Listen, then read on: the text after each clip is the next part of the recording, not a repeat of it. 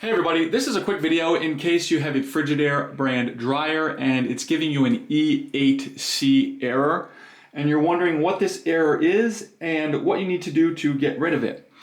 So first of all, what it is the E8C error is indicating that the dryer keeps overheating. So if it overheats once, it'll cool itself down.